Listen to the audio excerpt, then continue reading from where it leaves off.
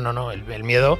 A ver, hay una cosa que vertebra a la sociedad en este mundo, que es el miedo a la turbulencia. No hay nadie que en una turbulencia fuerte no tenga miedo. Es imposible no tener miedo. Si tenemos miedo hasta en las montañas rusas y sabemos que... Entonces, lo que se trata un poco es de saber, oye, ¿ha habido algún accidente en la historia debido a la turbulencia? No. Bueno, pues eso ya me quita bastante, ¿no? Ya, por lo menos ya voy en la turbulencia sabiendo que no me voy a matar. Y luego hay una cosa, por ejemplo, que la gente cree mucho, un mito, que es el tema de los pozos de aire, los vacíos de aire. Ay, yo he vivido uno, sí, cosas. que estás así de repente, ¡pum! Claro, pero no, alguien lo llamó así, entonces la gente en su imaginario se piensa que es un que entras en una burbuja de aire, como digo, ¿por qué te imaginas un vacío de aire y que vas a aparecer en 1958? Un vacío de aire debajo del agua, un vacío de agua en el agua, ¿por qué no? O sea, al final son moléculas de agua o moléculas de aire, entonces los vacíos de aire no existen. Punto y coma de la vida está patrocinado por Fortunity 1, Riviera del Mar y Torres Dúo. El privilegio y el placer de vivir o vacacionar frente al mar. Proyectos ubicados en Puerto Plata, Playa Dorada, República Dominicana. Estoy encantada de presentar a mi invitado de hoy. Es una persona, un hombre de altos vuelos. Tiene una comunidad que le sigue mucho, que le tiene muchísimo cariño, porque habla de viajes, pero no de destinos, como estamos acostumbrados a ver en redes sociales, sino del trayecto, del traslado, de esas horas que pasamos en un avión, que para mucha gente es un placer, pero para otros puede ser una verdadera tortura. Él es piloto, es comandante de Airbus, nieto de piloto, y tiene esta comunidad con la que se esfuerza porque pierdan el miedo a volar, por hablar de lo que ocurre en un avión y por ser cercano y tratar de normalizar ciertas situaciones o ciertos miedos que todos tenemos. Está escribiendo un libro que quiero próximamente tener porque habla de todas sus experiencias y de todas sus aventuras dentro del avión, y además que a todos los que volamos nos va a venir muy bien. Así que estoy encantada de recibirte, Perico Durán, bienvenido a Punto y Coma de la Vida. Muchas gracias, Gaby. Es un placer estar aquí contigo. Y puntualizo lo que has dicho. Soy hijo también de comandante. ¿También? Hijo de comandante de Iberia y nieto de comandante de Iberia también. O sea, que tú eso de pequeñito, de cuando éramos chiquitos, todos decíamos, ¿qué quieres ser? Nosotras queríamos ser azafatas, vosotros queríais ser pilotos o bomberos. O sea, que lo tuyo no había manera, porque que todo era lo que veías en casa, ¿no? La verdad que lo he visto toda la vida y siempre me ha encantado. Pero bueno, también uno cuando es pequeño siempre va cambiando, que si futbolista, yo me acuerdo hasta torero, en un momento dado quise ser, luego escritor, periodista, o sea, pasa por muchas fases, medio ambiente, y luego llegué a matricularme en Teleco, que era lo que estaba más de moda ahí, y eso, ya que esto va de puntos y aparte, ese fue un gran punto y aparte para mí, una conversación que tuve con mis padres, y antes de cuando yo ya estaba matriculado, porque yo realmente no era muy buen estudiante, y entonces mi padre me dijo, oye, pero a ti no te gusta. Un poco de fiesta, quizá. Un poco de... Me gustaba pasármelo bien en general. Y me acuerdo que mi padre me dijo, oye, ¿a ti no te gustaría ser piloto? Y entonces yo le dije, sí, lo que pasa es que es una carrera que es muy cara de estudiar. Entonces, en plan de broma, me dice, a ver, caro es que tú apruebes Teleco. Entonces, eso van a ser muchos años. Eso van a ser muchos años. Y la verdad que luego cuando uno estudia lo que le gusta es cuando... O sea, tu abuelo era comandante, sí. Tu padre comandante, y de tus hermanos o tu familia, ¿tú eres el único o hay más? No hay más. Tengo una tía, hermana de mi madre, que fue azafata, y luego nadie más. Mis hermanos nadie se ha dedicado a la aviación, ni primos tampoco. Y lo que tú veías de tu padre, que uno siempre se hace una idea, aunque no tiene muy claro a qué se dedica papá, ¿no? Mi padre era locutor de la radio y me preguntaban, ¿y tu padre qué hace? Yo, trabaja en la radio, ¿pero qué hace? O sea, para mí me costaba mucho, cuando eres pequeño, explicar, ¿no?, los trabajos de nuestros padres. La vida que tú tuviste luego, ¿estaba relacionada con la que tuvo tu padre? O sea, ¿era lo que te esperabas? Sí, al final tú te acostumbras a ciertas cosas que tiene la aviación, ¿no? Por ejemplo, para nosotros las fechas no son tan importantes porque te pierdes mucho. Entonces el cumpleaños da igual celebrarlo tu día o celebrarlo otro día, o un aniversario o algo. Al final mi padre se perdía cosas, entonces, oye, pues su cumpleaños pues lo celebramos otro día. Entonces, como ese tipo de cosas o el hecho de que no estar siempre, ¿no? O sea, no se puede ser supersticioso de si celebra mi cumpleaños antes o después. Si eres piloto, no se puede. Hay gente que para ellos las fechas sí son muy importantes y claro, para ti no, entonces también te tienes que adaptar porque hay que entender también a la gente, ¿no? Pero hay veces que a mí realmente me da igual celebrar mi cumpleaños un día que celebrarlo otro. Al final lo importante es celebrar, ¿no? Pero pues esas particularidades de la aviación sí las he vivido. Sí las he Claro, vivido. porque además vosotros tenéis una agenda completamente diferente a la del resto. Por ejemplo, a nivel de parejas, es más difícil Sí. ser pareja de un comandante o incluso de una azafata, porque tiene otros horarios diferentes, ¿no? A lo mejor Sí, es estás libre un lunes o un martes para salir, pero no el fin de semana, ¿no? Claro, tiene sus limitaciones. Por ejemplo, desde el tema de la pareja, no tienes esa continuidad, pero también tiene sus ventajas, porque también te echas de menos. Yo creo que son cosas, en algunos casos, buenas. También tiene, por ejemplo, tú estás acostumbrado a jugar los martes y los jueves con tus amigos al fútbol en el campeonato, pues eso tú ya no puedes. Puedes ir, entonces no pueden contar contigo para cosas fijas. Pero tiene muchísimas más ventajas. O sea, tiene sus sacrificios, obviamente, y a veces es difícil, ¿no? Por ejemplo, yo alejarme de mi hijo, pues hay muchas veces que no me apetece. Pero tiene muchas más ventajas. ¿Cuántos años tiene ya tu hijo? Tiene 9 ya. 9 Sí, años, sí, 9 el años. tiempo pasa. ¿Y él quiere ser piloto o todavía Él no juega a eso? Él no quiere ser piloto, él quiere ser inventor, es un tío muy creativo y le gusta, quiere ser inventor, por ahora es lo que le gusta, yo le animo a que haga lo que le dé la Bueno, gana. mientras no invente la inteligencia artificial en los vuelos, que a lo mejor todo puede ocurrir. Eso esperemos, esperemos. ¿Tú crees que eso va a llegar a pasar? ¿Que los aviones van a ir solos? Bueno, sin, a ver, yo creo que va a llegar a pasar. Lo que no sé si dentro de 300 años los aviones irán solos, eso seguro. Lo que no creo es que pase en el corto plazo. Y también me gustaría que no fuese por intereses económicos, que fuese pensando en la seguridad. Entonces, a día de hoy lo veo muy lejano. O sea, los intereses que veo son más económicos que pensando en la seguridad, porque tú puedes implementar ciertas cosas, pero tener a los pilotos ahí, que al final... Entonces, el hecho de quitar a los pilotos solo es por temas económicos. Mira, yo no sé, quizá porque hemos hablado mucho con los invitados en esta temporada sobre lo que representó, por ejemplo, los años 90 de esa generación, ¿no? Pero yo no sé si es porque soy de esa generación donde fuimos la última generación analógica, pero yo no sé si yo me subiría a un avión sin piloto. O sea, de hecho, a ver, yo digo, y cuando les veo la cara y me parecéis gente seria, digo, bueno, aquí no va a pasar nada, Claro. esta gente es muy seria. Hay una barrera psicológica muy importante todavía a eso. Yo creo que hasta que no se vea que los coches van solos, que los camiones van solos, y un avión yo creo que será lo último en llegar, ¿no? Entonces, hasta que no veamos eso y se normalice. Y también al final, es lo que te digo, depende cuál es el interés de presionar por esto. Al final el interés es ahorrarse a un piloto. Yo creo que tener a un solo piloto en la cabina también es bastante delicado, ¿no? Yo creo que es también parte mucho del desconocimiento de la gente de cómo funcionan las cosas en una cabina, ¿no? Sí, claro, porque cuando hay dos, o sea, está el comandante y está el que está al lado, el segundo, el segundo, el copiloto. Ahí tiene tareas fijas el copiloto. Sí, bueno, de hecho nosotros, el puesto de comandante es un puesto de responsabilidad que te da la compañía. Los dos son igual de pilotos, solo que tú eres comandante, te sientas normalmente a la izquierda, pero a la hora del vuelo hay dos funciones. Se reparte entre piloto que vuela y piloto que monitorea, por así decirlo. Entonces, en un vuelo yo hago un Madrid-París, puedo ser yo el piloto que vuela y el segundo ser el que monitorea, y a la vuelta lo hacemos al revés, él vuela y yo le ayudo. Entonces, en circunstancias normales no hay problema, el problema es en las emergencias. En las emergencias las tareas están muy establecidas y se necesita dos pilotos sí o sí. Pero hasta por una cuestión humana, que te encuentres mal, te sientas mal, tengas un mareo o cualquier cosa, ¿no? No, eso por supuesto, hay una barrera, pero aparte es que hace falta de verdad dos pilotos.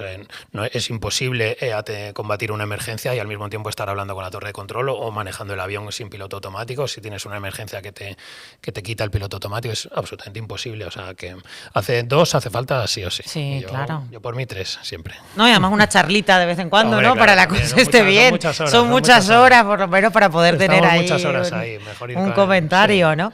Yo tengo muchos amigos pilotos, por suerte, porque son gente muy simpática y muy estupenda y muy listos. Entonces, siempre me dicen, el tema está en el aterrizaje y cuando sales, ¿no? Cuando despega el avión, ¿no? Que es lo más, ¿no? Bueno, al final es cuanto más cerca del suelo estás, más sensible es la operación. En todo caso, si hubiese que elegir, pues igual sería más sensible el despegue porque estás con mucho peso cerca del suelo cuando tú quieres estar arriba. Realmente en el aterrizaje tú estás arriba queriendo bajar y la gravedad te ayuda, ¿no?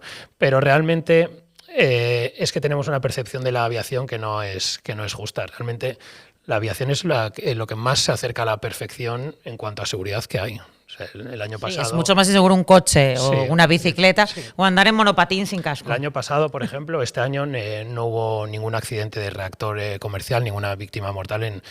Quiero decir que son muchos vuelos. Hubo solo un accidente de un avión de hélice en Nepal y son casi 40 millones de vuelos. Entonces, realmente la aviación poco más puede hacer, o sea, está rozando ya el cero absoluto. O sea, Una maravilla. Entonces, realmente, que la gente, no, pero lo más crítico, lo más sensible, lo más peligroso es el despegue y el aterrizaje. Bueno, si lo quieres llamar así, sí, pero realmente es que no pasa. No O sea, pasa, pasa ¿no? muy poco. En la aviación poco más puede que hacer. Y eso es un poco a lo mejor lo que yo intento transmitir en redes sociales, ¿no? Que esto al final... esto está lleno de titulares sensacionalistas, que hay una turbulencia, documentales de catástrofes aéreas, y a mí me parece que es muy injusto. Primero por la gente que lo pasa mal, que solo reciba ese lado, y también incluso por la aviación, ¿no? En plan, oye, Sí, ¿qué acaban de más poner podemos uno, hacer? ¿verdad? De un vuelo suizo, que Sí. ves a la gente y dices, Dios mío, de verdad que parece una película de terror, de Claro, dentro de todo saltando. Pero fíjate cómo cuenta esta noticia en particular. La cuentan como que ha habido una turbulencia, la turbulencia les para un motor y al final tienen que volver en emergencia a Copenhague.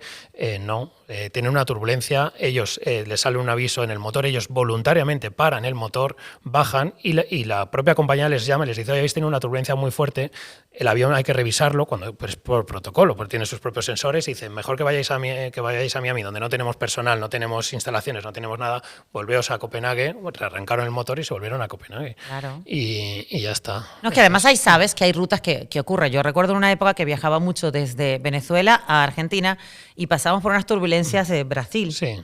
Y siempre lo sabía, o sea, veníamos preparados. Y cada vez eso, yo hacía un repaso de mi vida, bueno, he sido feliz, no sé qué, porque era... Y yo, bueno, daba la mano. Y ¿sabes qué tontería? Porque bien, el miedo es libre, ¿no? Sí, Entonces miraba alrededor y veía, es que esta gente tiene tan cara de buena persona, esta gente seguro que no. Seguro. Miraba alrededor y decía, no, pero en serio, que yo estaba preparada para que eso ocurriese y aún así pasaba miedo. Claro, no. El miedo... A ver, hay una cosa que vertebra a la sociedad en este mundo, que es el miedo a la turbulencia. No hay nadie que en una turbulencia fuerte no tenga miedo. Es imposible no tener miedo. Si tenemos miedo hasta en las montañas rusas y sabemos que...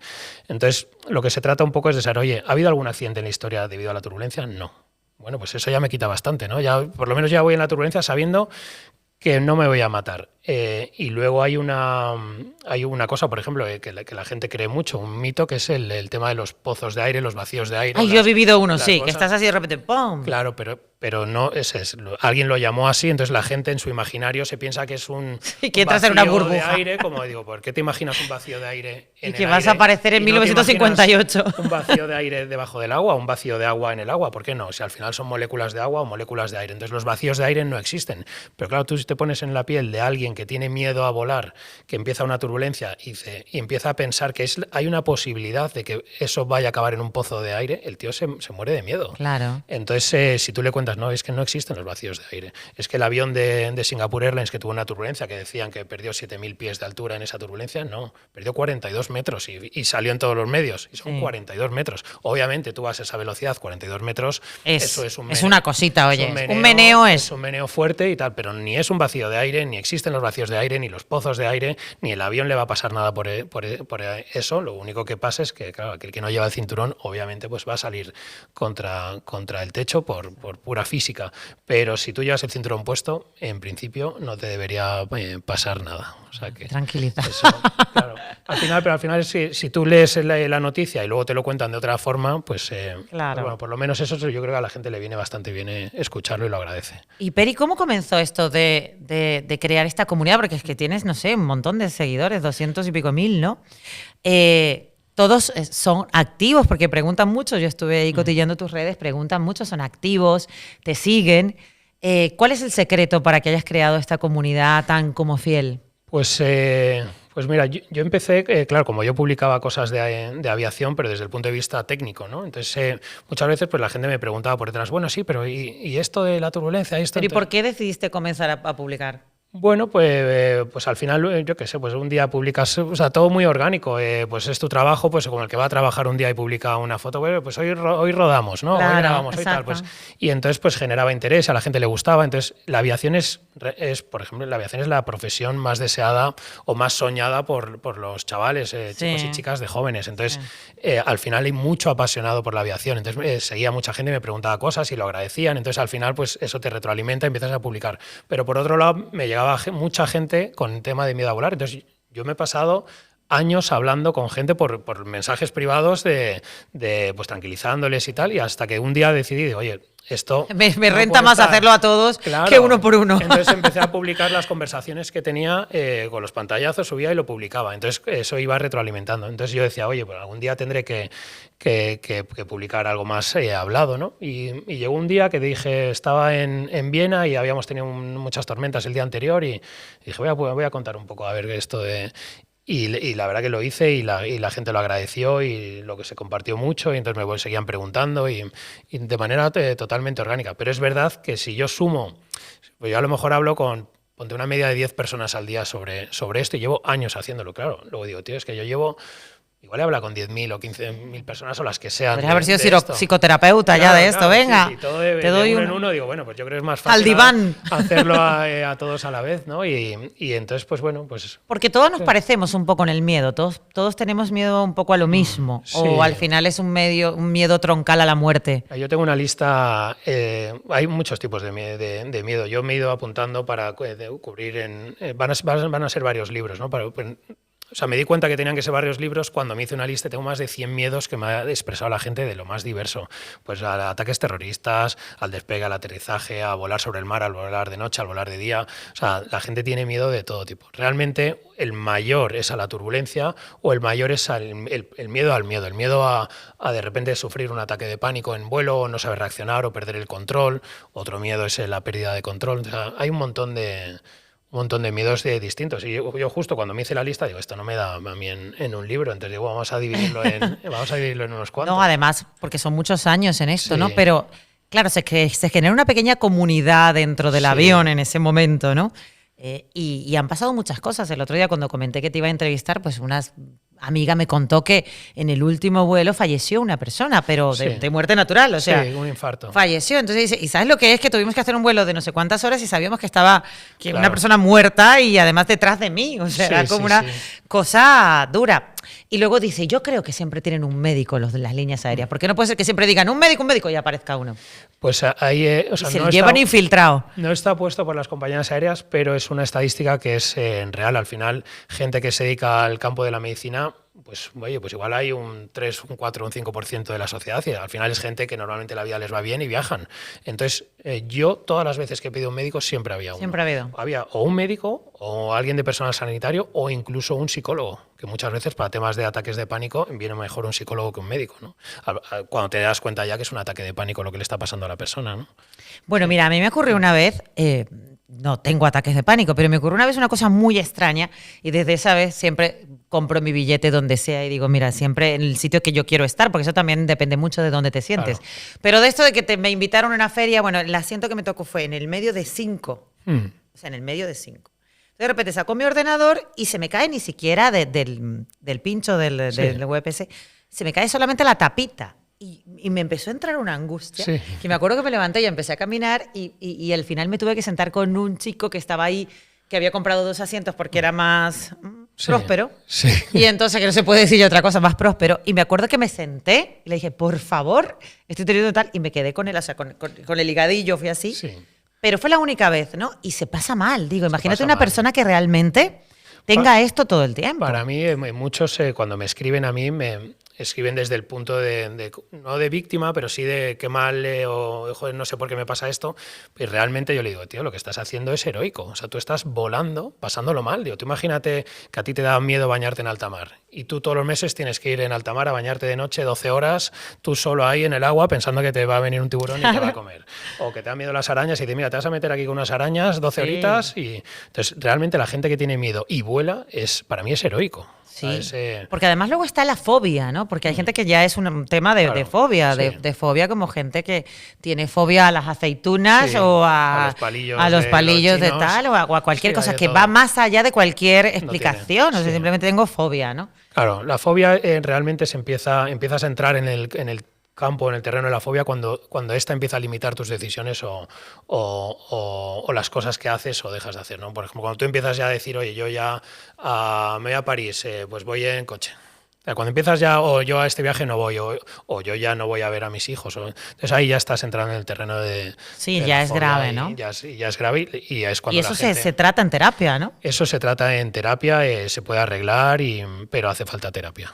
Falta lo que yo o un pastillazo, tal vez. También, llegas, entras al avión, 2 pastillazos, no me entero. Al final yo siempre digo hay 2 pilares. Uno muy importante es la terapia y el otro es la formación y entender, o sea, el hecho que te digan, oye, que los pozos de aire no existen, pues ya te quita bastante. Tú estás en la turbulencia ya, oye, o sea, que en esto no... Claro. O que te expliquen ciertas cosas o muchos ruidos. En el avión nunca suena nada que sea raro. O sea, me refiero que no... Eso no es que suene el pitidito, ping, ping. Al final son llamadas de pasajeros o llamadas de tripulante a tripulante para contarse algo por el interfono, ¿no? No suena... Ese pitido nunca es una emergencia, nunca es nada, ¿no? Entonces, bueno, pues si tú le explicas al pasajero, oye, que este ruido que oyes nunca significa nada malo, pues ya le estás quitando un poco. Hombre. Pero la terapia es fundamental, sobre todo a la gente. Cuando más dentro estás de la fobia, por supuesto, la terapia es fundamental y es muy efectiva. No, además ahora que tanta gente viaja, ¿no? Sí. Es que es limitar tu vida, ahora es una cosa increíble. Limitar, y eso también para mí es una gran motivación, porque a mí me escribe gente...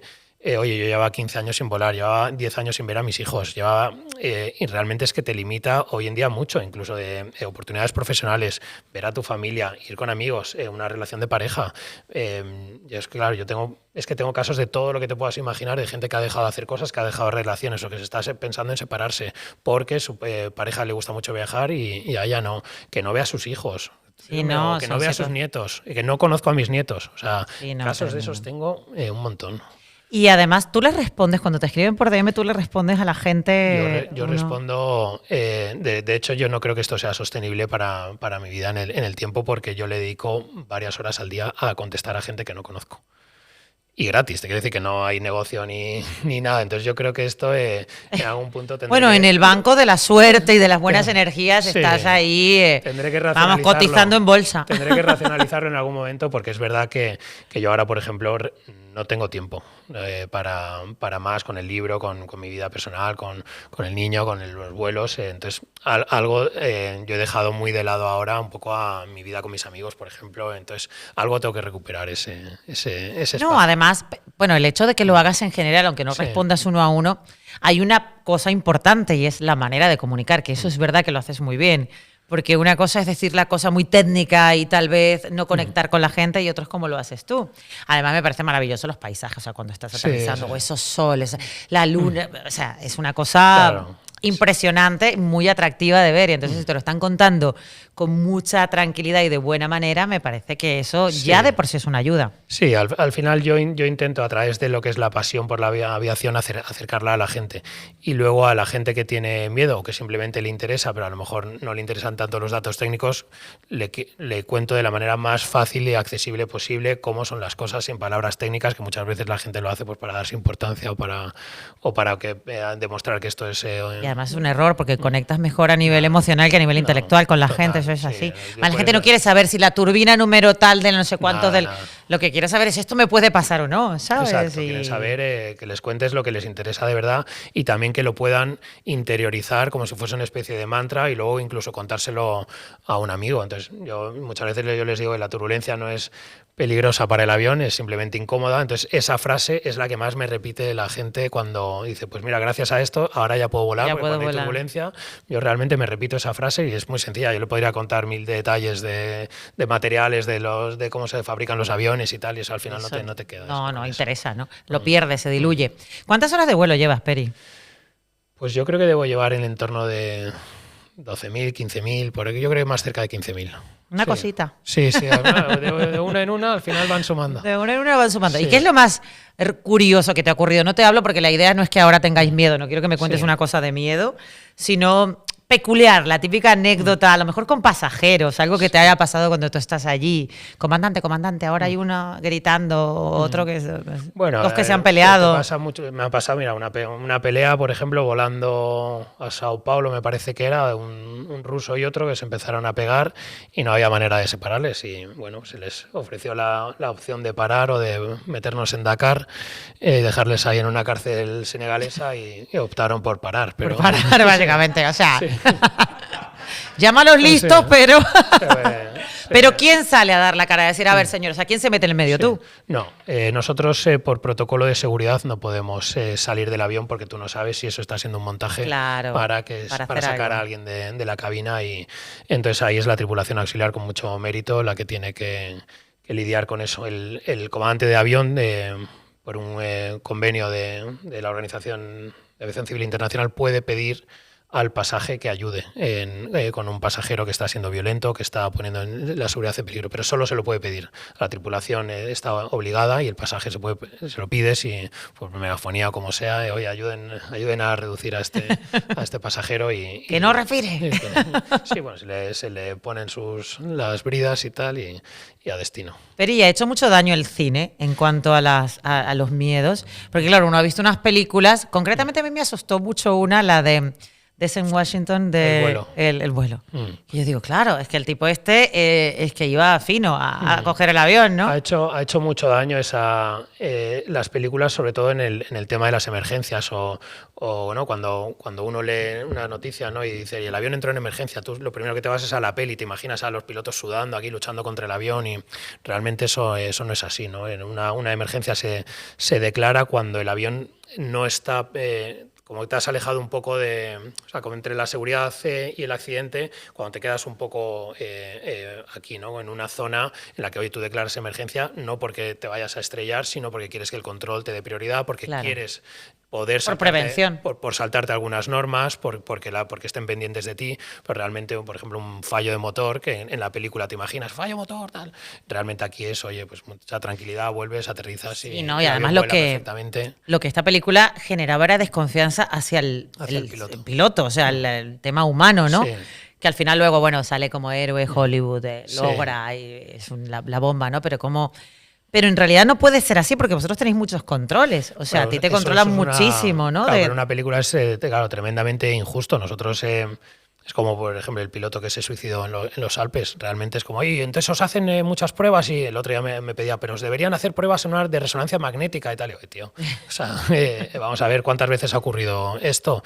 Tú tienes aquí a gente a la que estás examinando cada 6 meses en un simulador, les metes 2 días, les das bastante caña y ves, y eso se ve bastante bien. Y más luego hay una prueba psicológica anual, más el primer filtro gordo, que es cuando te contrata una compañía aérea, tienes unas pruebas psicológicas que de verdad que yo no se las deseo. No, y los análisis de sangre, ¿no? Para saber que si has consumido cosas o no, tal. Claro, tenemos exámenes periódicos, aleatorios. Sois gente sanísima. Sí, la verdad que sí. Por eso es injusto que lo que se le pide a la aviación nunca se le pide a otras profesiones. O sea, tú te vas a operar, un tío te va a operar a y corazón abierto. No te preocupas si lo viste de fiesta anoche. Claro. Ay, perdón. Perdón, señor Damián, te he dado turbulencia. Nada, entonces a la aviación se le piden cosas que no se le pide a... No, claro, y además que se supone que vosotros mismos os cuidáis, ¿no? Bueno, y sobre todo que es una exigencia autoimpuesta también muchas veces.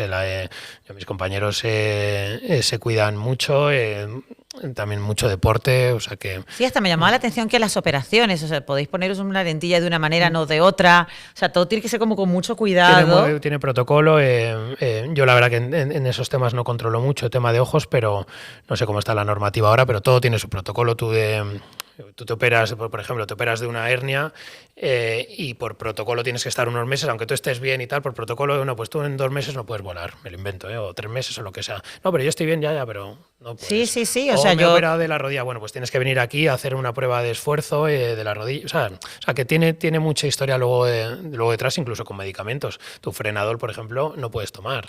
No. Hay ciertas cosas que tú estás mal y te tomas un frenador, pues hay muchas cosas claro, que no te da tomar. sueño, te da somnolencia. O puede dar positivo por consumo de drogas, a lo mejor un frenador, y hoy tienes un problema, te hacen y tú te has tomado un frenador, pues vas a dar positivos. Hay muchas lo cosas que le pasó a Maradona, que era un frenador. Claro, pobre hombre, justo, totalmente.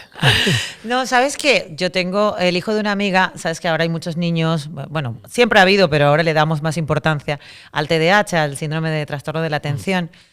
Ama los aviones, adora los aviones, se va al aeropuerto a verlos despegar, a verlos aterrizar, pero ya le han dicho que no, Claro. que volar no va a poder nunca, que puede tener otro trabajo dentro del mundo de la aviación, pero ese no. Claro, probablemente se lo detectarían en las Porque pruebas además no puede estar medicado, él está medicado para llevarlo y para poder concentrarse, pero evidentemente cambia las funciones. Es una pena, todas estas cosas. Hay muchos chavales que de repente van a hacer su primer reconocimiento médico y les cogen cosas que a lo mejor no sabían, pues un pequeño soplo, un pequeño daltonismo o cosas muy ocultas o algo que puede indicar que en el futuro, y entonces te paran ahí y crea mucha frustración en la gente. A mí me da mucha pena porque la aviación yo sé que es muy vocacional y hay gente que ha soñado con eso toda la vida. Claro, es muy frustrante. Para este chico es muy frustrante. Él se encarga ahora o va a estudiar para hacer como control de vuelo, pero en el aeropuerto, ¿no? Sí.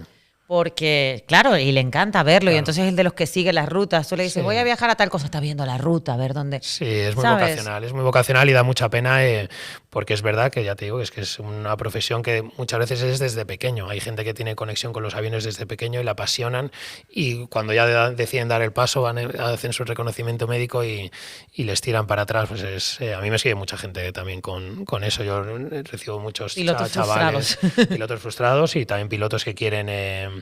Yo ahora vuelo con algunos copilotos que me dicen, no, yo te sigo desde que tengo 12 años, yo te sigo desde que tal.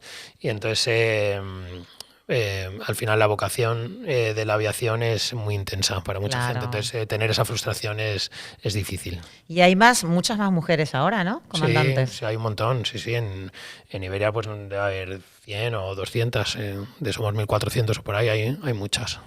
Desde hace poco, ¿no? Que somos más las mujeres. Bueno, pues probablemente esto va con la sociedad. Realmente, sí, claro. Antes todos queríamos ser azafatas, ahora quieren ser comandantes, es muy bueno.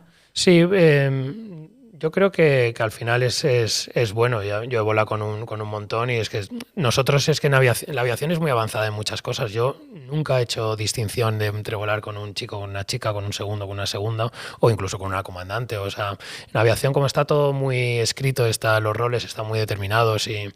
No, yo nunca he tenido ninguna. No, pero es una gran noticia que haya muchas, claro que sí. Sí, hay un montón. Y aparte son muy buenas. Al final las pruebas de acceso a una compañía como Iberia no son ningún regalo pasar por ellas. O sea que el talento existe y es muy bueno. Qué bueno. Oye, ¿has llevado muchos famosos? Famosos, cotilleanos.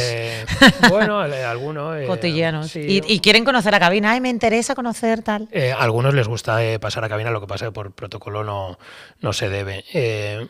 Yo para mí la mejor que he llevado, porque me encanta, es a la reina Sofía. Ah, sí, he hablado con ella un rato, es súper amable y encantadora y súper elegante, y además interesada por qué tal día va a hacer y tal, y cómo va a ser el vuelo y no sé qué. Pues muchas gracias por estar.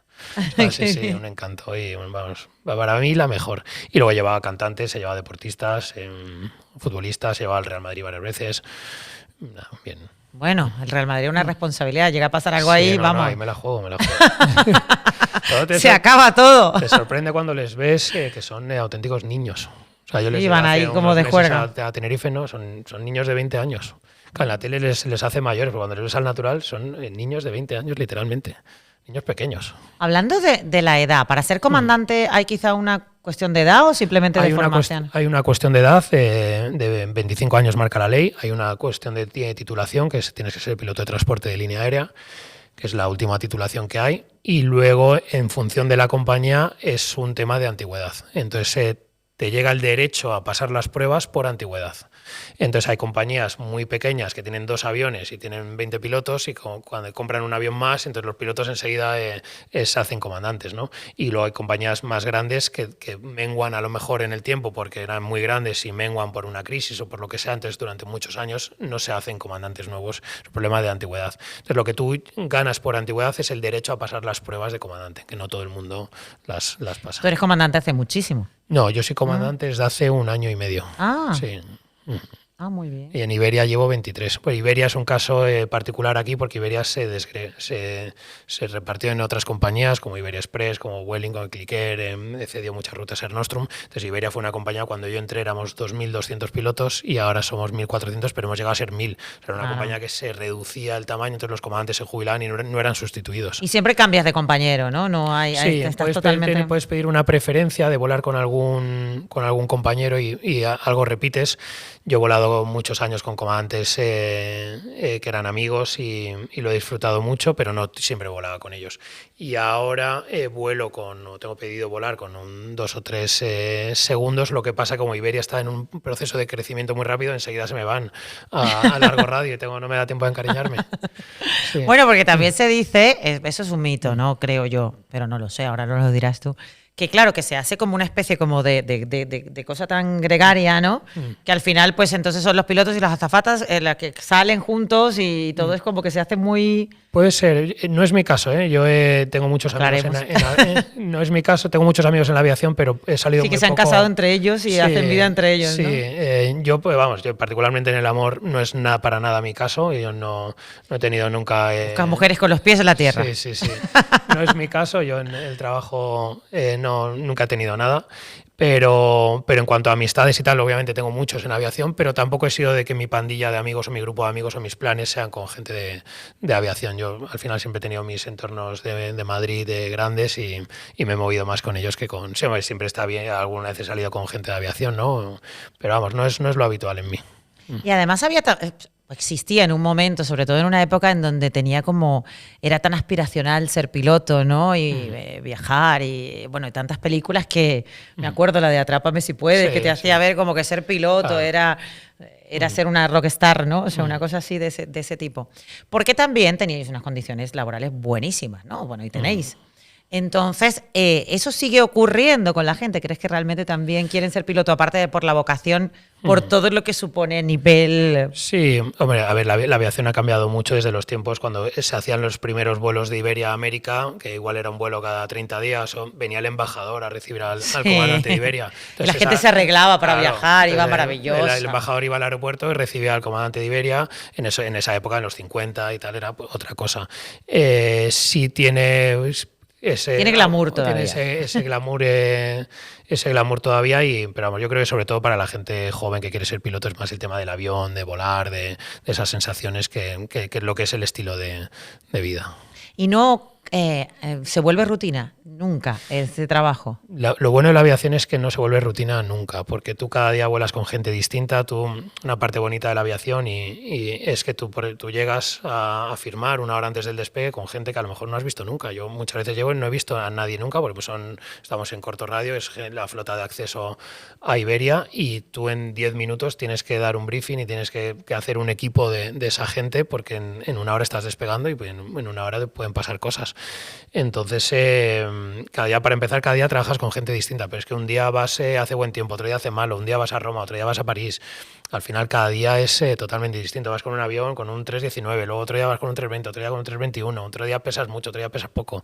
Entonces al final cada día es totalmente distinto. Qué maravilla. Yo a veces cuando veo algunos vídeos tuyos digo, claro, estando allí, con ese silencio, porque hay como está el ruido típico del avión, pero entonces ves el cielo, ¿no? Y digo, claro, te tiene que... ¿No has tenido alguna vez alguna revelación, algún pensamiento de estos único que te pase ahí? Porque tiene que ser hasta para meditar, si no estuvieras tan concentrado. Sobre todo en largo radio tienes mucho tiempo para pensar, porque oye, tú te sientas ahí, con el otro te pones al día un poco, cuentas tu vida... pero luego hay mucho rato que te quedas callado y te quedas pues eso mirando y obviamente tienes mucho tiempo para... Esa grandiosidad, ¿no? Que es una maravilla. Para pensar, y también ves cosas muy bonitas, ves atardeceres impresionantes. Hay veces que puedes ver un atardecer que dura horas porque vas contra el sol y el sol se va metiendo, pero tú también estás, entonces tienes el sol ahí, todo el cielo rojo durante horas. Entonces hay vemos cosas muy bonitas, aterrizamos en sitios muy bonitos, entonces efectivamente también te da para agradecer y para valorar. ¿Y recuerdas alguno especial que digas qué paisaje, qué cosa, en alguna ruta especial? Yo recuerdo uno, y además lo tengo grabado un poco, un atardecer largo en Buenos Aires, con un cielo totalmente rojo en la ciudad de Buenos Aires, que tú conoces, que es enorme. Nos ha tocado aquí algunos. Sí, ¿no? La verdad que sí, luego volar en Venecia, en Corfú, o sea, hay sitios que son muy bonitos, aterrizajes en Escandinavia con muy mal tiempo, con nieve, pues también tienen su encanto, ¿no? Entonces, ahí, Sí, bueno, no, eso tiene que ser sí. una maravilla. ¿Y en el libro cuentas todo esto o en el libro son más consejos para...? Pues el libro inicialmente, como había tantos miedos, yo empecé a escribir sobre un poco pues cosas de aviación, ¿no? Y luego pues se lo enseñé a una persona importante para mí, el primer borrador así un poquito más, y me dijo, esto está muy bien, pero me faltas tú en el libro, o sea, no estás tú, no están tus cosas, tus vivencias, Y es verdad, ¿no? Que a lo mejor en el fondo la gente quiere conectar más contigo desde el punto de vista tuyo, que les cuentes tú tus vivencias de todas estas cosas, del mal tiempo, de tu experiencia como piloto, de incluso de tus propias experiencias con el miedo personales, ¿no? Y entonces es ahora lo que me estoy dedicando un poco más en el libro a hacerlo un poco más mío, no un manual de aviación, sino un manual, un libro sobre mí, sobre el miedo, sobre la propia aviación. Claro, ¿no? Además, ¿cuándo se jubila un comandante? Pues tiene cierta libertad hasta los 65, a partir de los 65 ya no se puede, y más o menos entre los 55 o 57 en función de algunas cosas, sobre todo de cuando haya empezado, pues se puede empezar a volar menos o incluso a irse. O sea, te queda mucho. Me queda mucho, sí. Yo en principio yo creo que aguantaré hasta el final, porque me gusta, también creo que es sano de tener una ocupación, pero bueno, hay gente que a lo mejor esta profesión castiga mucho los cambios horarios, entonces hay gente que prefiere irse antes y disfrutar unos años de vida sin esos cambios de presión, de horarios, entonces, bueno, veremos a ver cómo llegamos. Fíjate que hay otro gremio dedicado también en el mundo de la aviación, que son los controladores aéreos, que también tengo muchos amigos. No sé por qué tengo tantos amigos en los vuelos, pero en fin. Entonces, ellos dicen que ellos son los que pasan el estrés. Ellos pasan un estrés terrible, que vosotros no, que ellos son los que pasan un estrés tremendo Claro, que también viven, porque es verdad que... Sí, ellos es una profesión muy, muy estresante. Además, para hacer su trabajo bien requiere mucha atención, muchas horas, y yo creo que el controlador es injustamente valorado en España, por lo menos, por la sociedad o por temas de sus huelgas y sus cosas. Me parece que son injustamente tratados. No, además es un trabajo durísimo, sí. Un trabajo duro, son muy buenos. Y decimos, ¿por qué descansas 4 días? Porque esos 3 días que trabajo son tremendos. Estás como... Claro, es insostenible. Es insostenible estar ahí tantas horas. Y también la aviación, lo que pasa es que cuando te estás acostumbrado, pero luego realmente dices, oye, tío, yo llevo 12 horas con un sonido de la radio, de no sé qué. Charlie 3, no claro, sé qué, 4. No es, claro, la clave es saber que tú a lo mejor cuando llevas 11 horas, a lo mejor es ahí donde tienes el problema. Y entonces ahí es donde se te necesita lúcido y se te necesita descansado y se te necesita bien, ¿no? Entonces muchas veces es como, bueno, pero tampoco trabajáis, no, si el problema no es mi cansancio físico, no, hay trabajos muchos, y el problema es que tú has pagado un billete y tú quieres que si te pasa algo, quieres que un tío esté fresco ahí. Claro. ¿Sabes? Como el tema de los descansos en los hoteles. No es que vais a hoteles buenos, no, pero yo no voy a un hotel bueno porque tenga spa. Vamos a un hotel bueno porque tienes que poder dormir por la noche. Tú vas a un sitio donde hay mucho ruido, no descansas y al día siguiente tienes otras 12 horas, te despiertas a las 3 de la mañana. O sea, al final la gente lo que quiere es que si vienen mal dadas, quiere que el piloto esté descansado, que esté lo más lúcido posible. Que le hayan dado 3 masajes. Claro. Y esté contentísimo. Exacto. Que le hayan cocinado bien y que esté muy bien. Esté feliz. También hay otra idea como de que la despresurización, ¿no? Como que realmente sufrís también físicamente por eso, ¿no? El cambio de presión, sí, no es la despresurización. Bueno, hasta el mito de que os ponéis mayores no es el caso, evidentemente. Vemos a Peri y está estupendo. O sea, que no es que afecte nada. Al contrario, afecta para bien. Sí, al final el cambio horario machaca mucho físicamente. De hecho, y el avión. Sí, y luego la despresurización, o sea, lo que es la presurización y despresurización también. Yo lo he dicho, pero no te creas que tengo mucha idea. Lo he dicho porque me ha quedado muy bien. Sí, no, al final tú estás presurizando y despresurizándote 20 días al mes, claro. 3 veces al día. Pues al final eso tiene su impacto. O sea, tú lo notas, te hinchas, el cuerpo no funciona igual. Entonces es un trabajo, bueno, de hecho está considerado la normativa está como un trabajo penoso en cuanto al impacto físico que tiene en la gente, sobre todo el tema de la presurización, pero sobre todo el tema del sueño, del machaque, de perder noches. Como seas una persona que tenga insomnio, que no tenga facilidad para dormir, te la lía. El sueño machaca y hay que ser muy disciplinado para intentar dormir lo mejor posible cuando te toca. Entonces, pues, volvemos al tema de los hoteles. Un tío que llega a las 7 de la mañana al hotel tiene que tener cierto silencio para poder descansar, si no es absolutamente imposible. Pero es que tampoco disfrutáis mucho de los sitios, porque al día siguiente me voy. El otro día aterrizaba en Venecia a las 12 de la noche y hablando con un amigo, ¿dónde estás? No, acabo de llegar a Venecia. Joder, qué suerte. Digo, sí, suerte. Llego al hotel a la 1 de la mañana y me voy a las 10 de la mañana. Ni gondolero, ni bomba, nada. O sea. Pero hay veces que sí, hay veces que tienes suerte y efectivamente llegas a París a las 11 de la mañana y tienes todo el día en París. Y también están las ventajas de viajar mucho cuando tienes vacaciones. Claro, eso también, tienes esa ventaja. Sí, tienes la ventaja. Hay muchos pilotos que huyen de viajar por el hecho de viajar tanto que prefieren su viaje en coche y tal. A mí, por ejemplo, me encanta viajar y lo haré siempre que pueda. Claro. Te ha dejado una pregunta Jorge Díaz Cortés, uno de los 3 autores de Carmen Mola, escritor, y esta es la pregunta. Comandante, como me han hecho a mí esta pregunta y me las he visto y me las he deseado para contestar, voy a repetirte la pregunta que me ha hecho David Otero. ¿Cuál es el último sueño que recuerdas? Último sueño, ahora mismo no recuerdo. Es verdad que en esta fase en la que estoy muy centrado en escribir el libro, en el momento en el que me despierto estoy pensando en el libro y en qué tenía que haber puesto esto aquí, esto acá, este capítulo mejor va al final. O sea, pero yo sueño ahora mismo no recuerdo ninguno. Y la otra pregunta era, tú tienes que dejarle una pregunta a Juana Salaver, que es una escritora, lo que tú quieras. Como hemos hablado bastante de miedo, me gustaría preguntarle si tiene algún miedo o le queda algún miedo por superar o está en proceso de superar algún miedo o ha superado algún miedo ya. Muy bien, muy bien. Entonces, hay una pregunta que hace aquí el equipo, Gran Damián, que quiere saber si alguna vez has visto algún objeto extraño, no volador, no reconocido. Yo siempre que me hacen esta pregunta siempre digo que no nos permiten hablar de este tema, porque eso crea todavía más misterio. Está en la seguridad del Estado, en las arcas. Pero contestaré. Realmente un ovni es algo que no sabes lo que es, ¿no? Entonces, un objeto volador no identificado. Claro. Entonces, la idea de ver el platillo volante y todo eso yo creo que es muy alejada de la realidad. Lo que pasa es que hay veces que ves una cosa que a lo mejor no sabes lo que es, pero es que puede ser desde un reflejo hasta un...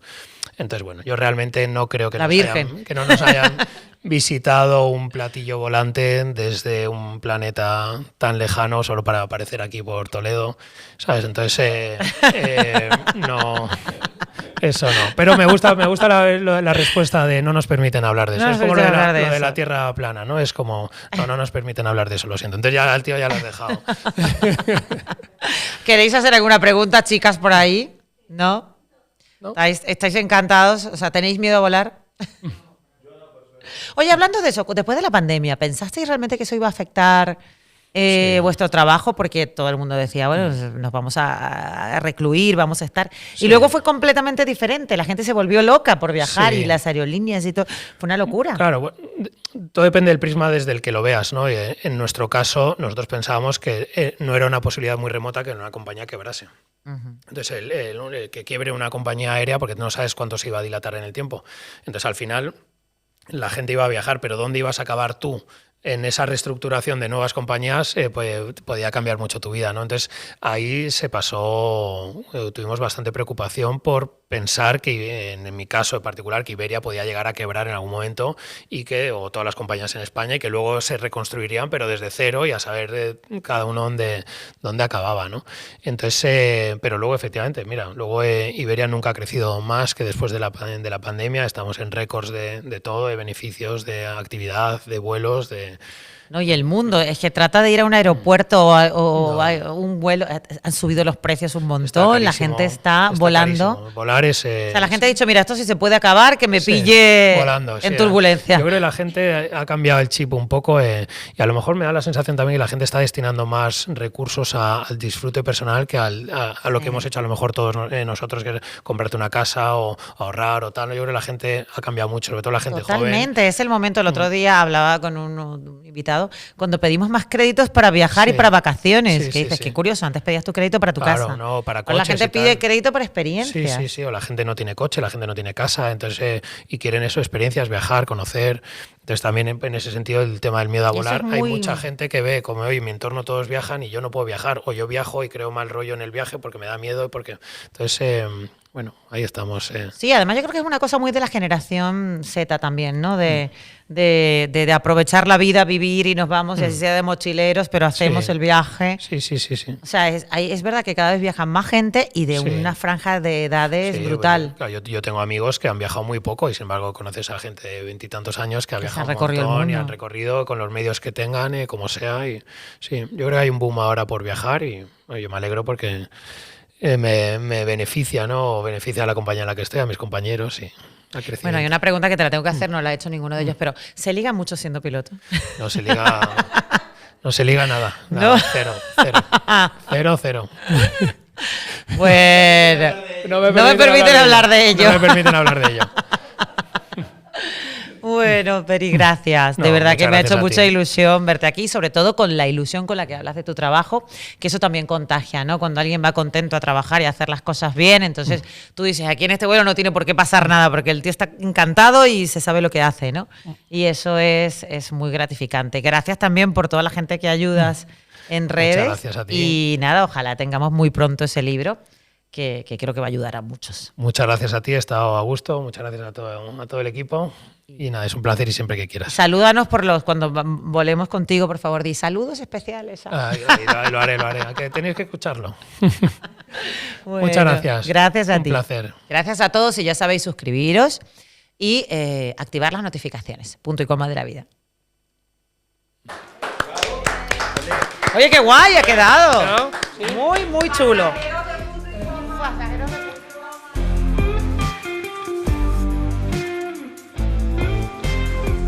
Quienes me conocen saben que una de mis palabras favoritas, que uso un montón, es inciso, que en su acepción gramatical viene a ser un apartado, un paréntesis, una acotación.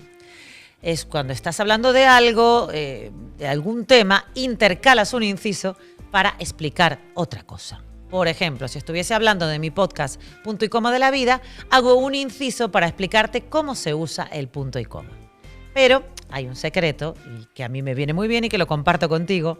Cuando yo quiero interrumpir a alguien que está hablando de un tema y yo siento que no está diciendo algo fundamental, importantísimo, que debe ser explicado, siempre digo, ¿me permites un inciso? Es decir, que para mí, y ojalá también para ti, el inciso es el pasaporte diplomático para interrumpir de manera elegante.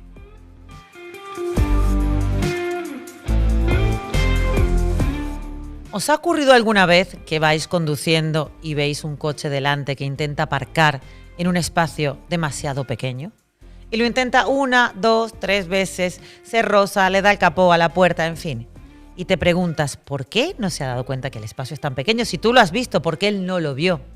Lo mismo ocurre con la gente cuando ves que intentan 1 y 1000 veces encajar en un grupo de amigos, en un trabajo, en una relación de pareja, hasta en un vestido del año de la tos. Pero claro, también estamos nosotros, que muchas veces también nos dejamos la piel intentando cosas que son realmente imposibles. Con esto no os estoy diciendo que no intentéis y que no luchéis por lo que queráis.